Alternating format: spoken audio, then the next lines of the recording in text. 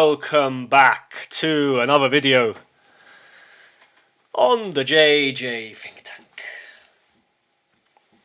In this one, I want to talk about the master philosopher Gilles Deleuze. Gilles Deleuze, a must-read philosopher in my opinion, because he really can shed a lot of light on our current structure. And by structure I mean the structure of reality that we live in at the moment, this postmodern structure, and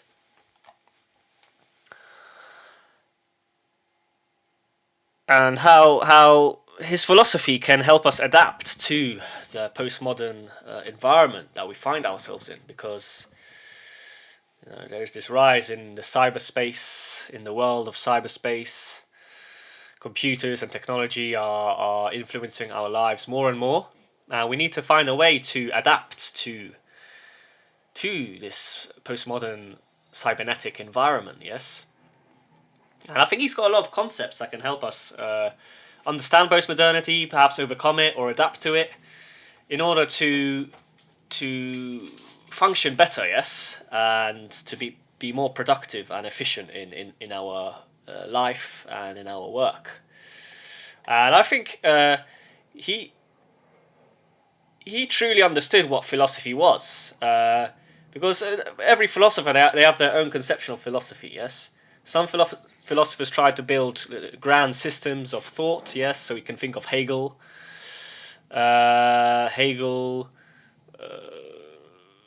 Kant, Immanuel Kant, Heidegger to a degree, yes. Well, Heidegger was more of an existentialist. But yes, you understand my point. Yes, there are a lot of philosophers that try to produce a grand theory, yes. And they try to put all the bricks together in order to make a coherent structure. But Deleuze was different, yes. Deleuze was definitely different. He had a completely different conception of philosophy. He wasn't a systematic thinker, really. He was an anti-systematic thinker. Anti-systematic, anti-systemic. Yeah, well, both words, I think. Both phrases apply here. And I liked his conception of philosophy, yes, and so I included this quote at the beginning of my article. And it reads, "For me, philosophy is an art of creation, much like music or painting. Philosophy creates concepts which are neither generalities or nor truths. They are more along the lines of the singular, the important, the new." That's definitely true, yes, the new. "Concepts are inseparable from affects, from the powerful effects they exert on our life, and percepts, the new ways of seeing or perceiving they provoke in us." So, in general, this is how we can characterize Gilles Deleuze. By his thought, we can notice the new, the important, the singular, and obviously, well, at this moment in time, many thinkers criticized him. There are a lot of thinkers, philosophers, and people in general who are not a fan of Deleuze, who, yes, didn't notice his genius, but others did, yes. And out of all the French thinkers, I think he was the best. He was the most interesting one. And I think it's well worth reading his works and coming to your own conclusions, yes. So at the moment I've got 4 of his books. I've read 3 of them, these 3 here. A Thousand Plateaus, What is Philosophy, and Difference and Repetition. But this one I haven't read yet, Anti-Oedipus, Capitalism and Schizophrenia. I haven't read this one yet, but this is his magnum opus, apparently, or one of his magnum opuses, and he wrote it with Félix Guattari. So they were like a double team who created a lot of concepts together. They created a whole philosophy together, which had a massive impact on the world, I think, and on various disciplines such as art, science, and philosophy itself, yes. So Deleuze, he was an eccentric, unorthodox thinker, definitely an unorthodox one, and he noticed that the structure of postmodernity is, in essence, is a devilish form of organizing society. Postmodernity is a system of antichrist. Yes, it's a satanic system. But paradoxically, if you notice this, you are able to perhaps free yourself from it by adapting in the correct way, and gaining greater freedom because of this move. Yes, so.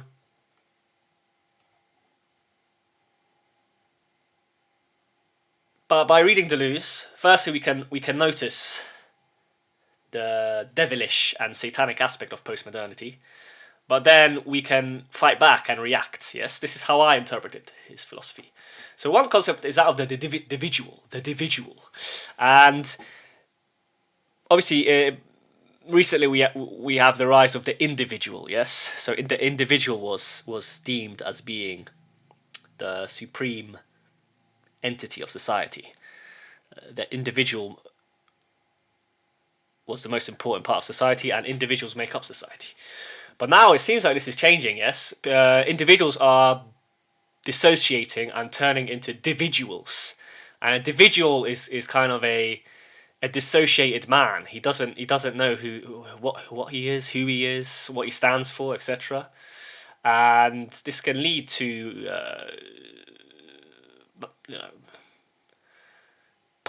possible bad outcomes. Yes, so we need to be aware of this. That in general, the structure of postmodernity is causing the dissociation of the individual into the dividual, and these forces, the forces of modernity and postmodernity, they slowly but surely eat away at the structure of a person's identity, I think. So modernity created the individual. This is what I wrote, and then postmodernity is going further and is reducing the individual to a dividual. Man is the sum of his interactions with the computer network, screens, and all of this, they distort man's perceptions and man's function to perform a role in a given place. Yes, and obviously linked to this is the idea that man is constantly surveilled. Yes, and interpreted as mere data points. So we've got this idea in Yuval Noah Harari. Yes, which is, I think, an evil idea, ultimately. I made a video about this. If you want to watch it, you can search my channel and find a video about anthropology, ontology, and dataism. So I'll link it at the end of the video so you can find it. And this process is taking place now. Man is becoming reduced to a dividual, yes? And we need to fight back against this. We don't want to become dividuals that are lost in the screen. Yes, we need to find the balance between the screen, between the computer, and our real selves. Yes, we can't lose ourselves. And I think here this concept links closely with another Deleuzian concept known as the plane of immanence. And this is kind of the only source of metaphysics left, I think, because transcendence has been lost. We have lost transcendence, but we still have immanence.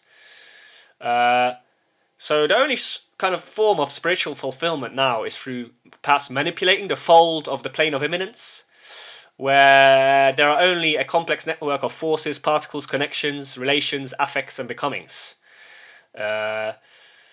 So I've had these experiences in my life where, when I was in the gym, etc., I reached this new plane of immanence. This kind of wave function appeared, and something changed in my life. Yes, a new reality, not reality, but something new appeared. Yes, a new resolution, we could say. And now it's clear we are living in this world. Yes, and the paradox is this: that we need to accept it. We need to accept this plane of immanence and strive to keep rising, to keep reaching new planes of immanence. But simultaneously, we need to believe in a transcendental breakthrough, and this comes obviously through Jesus Christ. Yes. Now another concept is virtuality. So we know this. Yes, virtuality, the world of the virtual world is affecting a lot of people. Yes. Thankfully, I was born in 1995. And so I still had a normal childhood. I wasn't attached to screens at all, really. I mean, when I was a teenager, I played these computer games, but thankfully I managed to wean myself off. Because I think these computer games, they really distort your reality, your perceptions, and they distort your dopamine system. So we need to escape the virtual world and accept reality, because there's a lot of idiots out there who are saying that the virtual world is more real than the real world, yes, but then what we see outside of the screen. Well, this is a satanic idea.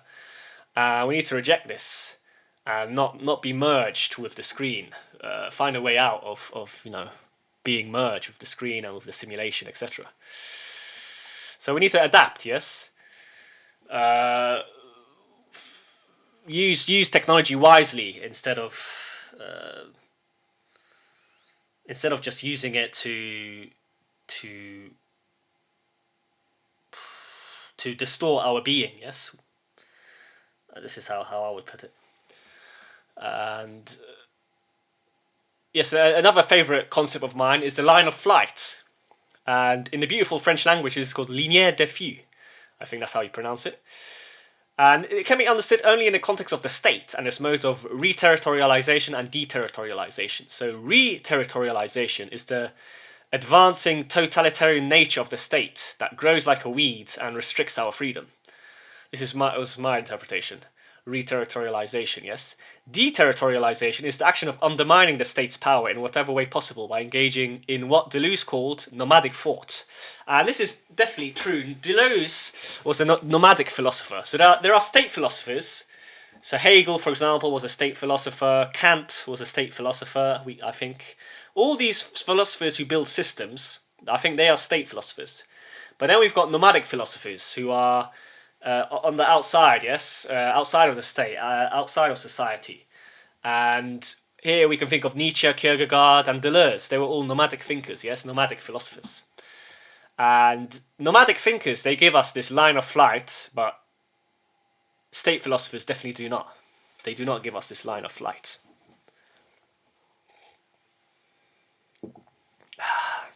So, I mean, Deleuze is a brilliant philosopher in my opinion. Must read if you're into philosophy. And these are the books I read. So Thousand Plateaus, Nomadology, The War Machine, The Logic of Sense, What is Philosophy, and finally The Fold, Leibniz and the Baroque. And they're all unique in their content. So obviously, I read Difference and Repetition as well. This is a great book as well by Deleuze. They're all interesting. They're all fascinating, and I guess this is the best place to start. I would say, What is Philosophy, by Gilles Deleuze and Félix Guattari. You can't go wrong by starting off with this book, I think, because it goes to the basis of what philosophy is. Yes, it starts with a meta question: What is philosophy? They provide their own definition of philosophy, and then you can either agree or disagree, and thereafter read more books linked to their philosophy. So yes, I mean, I think that's all for today. I don't want to waste more of your time. Here is Gilles Deleuze pondering, and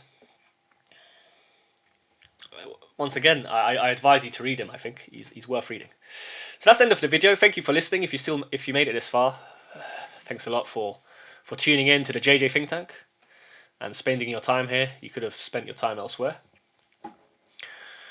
So I appreciate that. If you liked the video, consider liking and subscribing. And if you like the video even more, consider donating at Buy Me a Coffee. I'll provide a link in the description. But yes, that's all for today. Once again, thank you for listening, and I wish you all the best. Take care.